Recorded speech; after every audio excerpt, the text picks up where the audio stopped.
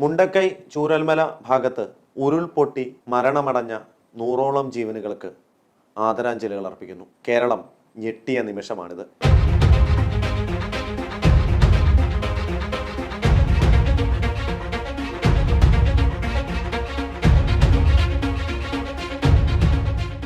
കേരളം ഒട്ടും പ്രതീക്ഷിച്ചിരുന്നില്ല ഇത്തരത്തിലുള്ള ഒരു വലിയ ദുരന്തത്തിനെ.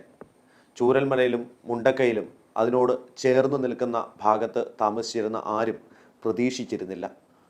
ഒരു രാത്രി ഒട്ടും പ്രതീക്ഷിക്കാതെയാണ് ഇത്തരമൊരു ദുരന്തത്തിലേക്ക് അവർ നടന്നു നീങ്ങിയത്. രാത്രി ഏറെ വൈകിയും ഫോണിലൂടെയും മറ്റു സംവിധാനങ്ങളിലൂടെയും ആളുകളുമായും ബന്ധുക്കളുമായി സംസാരിച്ച ഇവർ പിന്നീട് ഈ ദുരന്തത്തിലേക്ക് അറിയാതെ വന്നു ചേരുകയായിരുന്നു. കേരളം ഇന്നേ വരെ കണ്ടതിൽ വച്ച് ഏറ്റവും വലിയ ഉരുൾപൊട്ടലാണ് വയനാട്ടിൽ ഈ സംഭവിച്ച മഹാദുരന്തം.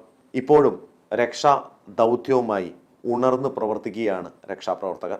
ഈ ദുരന്തം സംഭവിച്ചപ്പോൾ ഏതാണ്ട് 50ഓളം മൃതശരീരങ്ങളാണ് പുഴയിലൂടെ ഒഴുകി വന്നത്.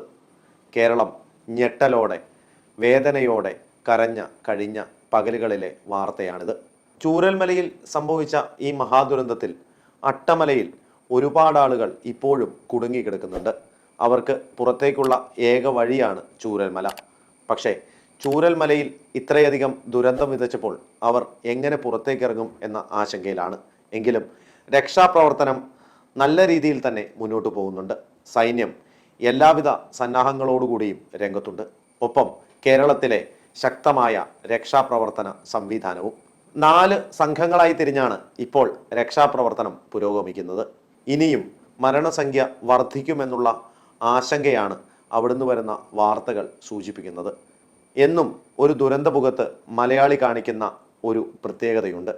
രാഷ്ട്രീയവും മതവും എല്ലാം മറന്ന് ഒരുമിച്ച് നിൽക്കുന്ന ഒരു വലിയ വിസ്മയം. അതുതന്നെയാണ് വയനാട്ടിൽ ഇപ്പോൾ നടക്കുന്നത്. അതുകൊണ്ട് തന്നെ ഈ ദുരന്തത്തെയും മലയാളി കരകയറും. ഈ ദുരന്ത ഭൂമിയിൽ ഇത്രയധികം രക്ഷാപ്രവർത്തനങ്ങൾ നടക്കുമ്പോഴും എല്ലാ രക്ഷാപ്രവർത്തനത്തിനെയും ഏകോപിപ്പിച്ച് സൈന്യം മുന്നോട്ടു പോകുമ്പോഴും ചോദ്യം ഒന്നേയുള്ളൂ. അവിടുത്തെ MP ആയ രാഹുൽ ഗാന്ധി എന്ന് വരും. രാഹുൽ ഗാന്ധി ഇതുവരെ വയനാട്ടിലെത്തിയിട്ടില്ല. അവിടുത്തെ മോശം കാലാവസ്ഥയാണ് വരുവാനുള്ള വിഷമം. കഴിഞ്ഞ ഏതാനും ദിവസങ്ങൾക്ക് മുമ്പ് താങ്കൾക്ക് വോട്ട് ചെയ്തവരാണ് മരണമടഞ്ഞവരിൽ പലരും എന്നോർക്കണം. ഇതിന് മുൻപുള്ള 2019 തിരഞ്ഞെടുപ്പിൽ താങ്കൾ പ്രധാനമന്ത്രിയാകുമെന്ന് സ്വപ്നം കണ്ടവരുമുണ്ട് ജീവൻ പൊലിഞ്ഞവരിൽ. ഇപ്പോഴും രാഹുൽ ഗാന്ധി MP ആയ ഒരു ലോക്സഭാ മണ്ഡലത്തിലെ വോട്ടറാണ് ഞങ്ങളെന്ന് വളരെ അഭിമാനപൂർവ്വം കരുതുന്നവരാണ് ഭൂരിപക്ഷം വയനാട്ടുകാരും. താങ്കൾ പ്രധാനമന്ത്രിയാകുമെന്ന് കരുതി 19 ലോക്സഭാ മണ്ഡലങ്ങൾ തന്ന മലയാളികളാണ് ഈ നാട്ടിലുള്ളതും. അതുകൊണ്ട് തന്നെ മോശം കാലാവസ്ഥ എന്ന് പറഞ്ഞ് താങ്കൾ വൈകരുത്. താങ്കൾ വേഗമെത്തണം.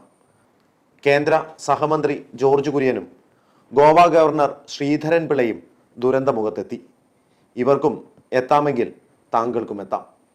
ഇനി ഏതാനും മാസങ്ങൾക്കുള്ളിൽ ഒരു ഉപതെരഞ്ഞെടുപ്പ് കൂടി വയനാട്ടിലുണ്ടാവും. താങ്കൾക്ക് പകരം സ്ഥാനാർത്ഥിയായി സ്വന്തം പെങ്ങളെ അനുഗമിച്ചു വരുമ്പോഴും ഈ ചോദ്യം വയനാട്ടിലെ മനസ്സുകളിലുണ്ടാകും.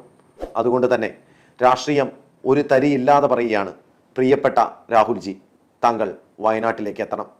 അവിടുത്തെ കണ്ണീരിൽ, അവിടുത്തെ വിഷമത്തിൽ, അവിടുത്തെ വിയോഗത്തിൽ അങ്ങ് പങ്കെടുക്കണം. ഒരു അഭ്യർത്ഥനയാണ്. വയനാട്ടിൽ ഇനിയും ഇത്തരത്തിലുള്ള സംഭവവികാസങ്ങൾ ഉണ്ടാവാതിരിക്കട്ടെ എന്ന് പ്രാർത്ഥിച്ചുകൊണ്ട് നന്ദി, നമസ്കാരം.